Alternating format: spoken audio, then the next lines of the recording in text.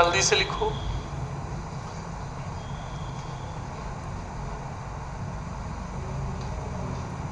एक बात कान खोल के सुन लेना स्टूडेंट, अभी भी बोल रहा हूं, अगर आप में डिसिप्लिन और कुछ बातों को मानने के लक्षण नहीं है तो आप यहाँ पे भी कलंकित रहोगे, अपने घर में भी कलंकित रहोगे और समाज में भी रहोगे, और कोई डिपार्टमेंट में भी चले गए तो वहां पे भी कलंकित का ही काम करोगे। इस बात को कान खोल के सुन लेना। और तुम उस उम्र में हो कि जहां पर अब तुम्हें ज्ञान की जरूरत नहीं है। इस बात को कान खोल के सुन लेना, क्योंकि खुद की फैमिली है, आप खुद सोचो, और फैमिली के प्रति भी कुछ रिस्पॉन्सिबिलिटी होती है। माँ बाप कब तक उनको बूढ़े होने को है, कब तक उनको काम से रगड़ोगे उन्हें?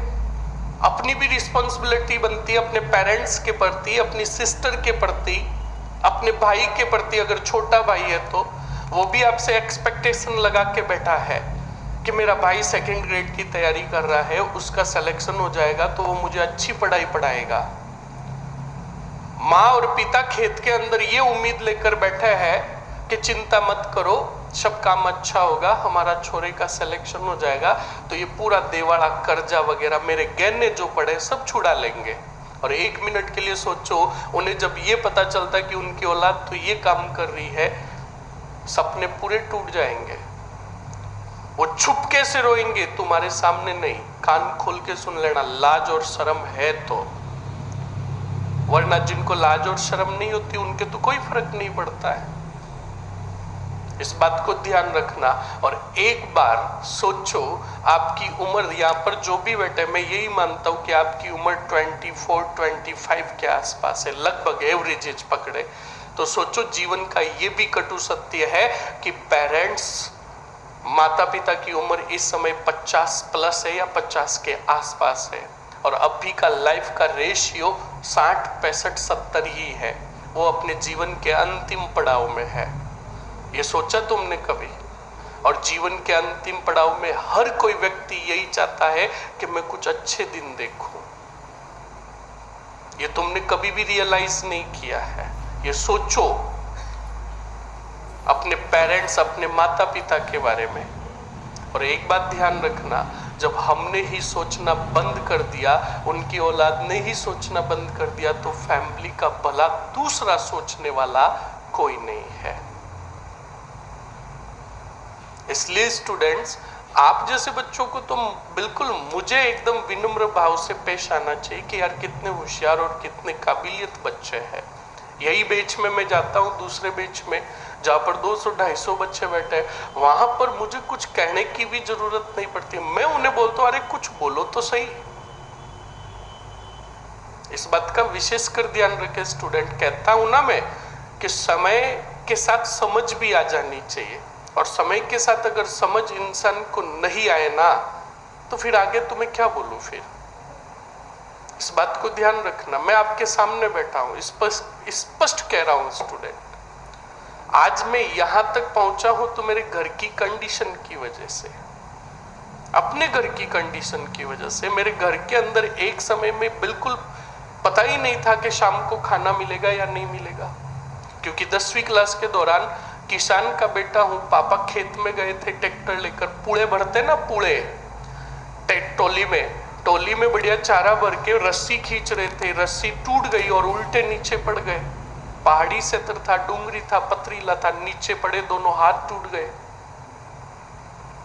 उसके बाद घर की कंडीशन बिगड़ती गई, माड़ी हो जाती से। सब्जी का काम था तो मम्मी ने सब्जी बेचकर हमें पढ़ाया। किस मुंह से घर पे फोन करके कहता कि मम्मी, किस मुंह से कहता पापा पैसे भेजो। वो चिंता खुद को होनी चाहिए। यहां पर हर काम किया स्टूडेंट इसी जोधपुर के अंदर। 7-7 दिन के अंदर एक टोस्ट ब्रेड का पैकेट जो होता है उसको खाकर टाइम पास किया, पर पढ़ाई के साथ कभी भी समझौता नहीं किया। इस बात को कान खोल के सुन लेना। ये छोटी सी बात है मेरी आपके लिए, और मुझे पता है स्टूडेंट, मेरे से भी काफी बदतर कंडीशन के स्टूडेंट बैठे हैं। मुझे पता है कि एक किसान की जिंदगी कैसी होती है, पेरेंट्स की जिंदगी कैसी होती है। इस बात को सभी विशेषकर ध्यान रखें। माना आप में जो भी भाव है, जो भी है, वो कहाँ रखने हैं? कोचिंग के बाहर। यहां पर आप अपना आने वाला कल निखार रहे हो और पेरेंट्स के सपने जुड़े हुए हैं। तो जिस चीज से पेरेंट्स के सपने जुड़े हुए हैं उसके साथ तो 1% भी कॉम्प्रोमाइज नहीं करना चाहिए। इस बात को विशेषकर ऑल ऑफ स्टूडेंट ध्यान रखें, इस बात को बी सीरियसली बोल रहा हूं। और ये बात वही कहेगा जिसको तुम्हारी फिक्र होगी, वरना हमें क्या भाई, मैं तो अभी कोर्स कंप्लीट करवाऊंगा, चला जाऊंगा, मुझे क्या, भाड़ में जाओ तुम।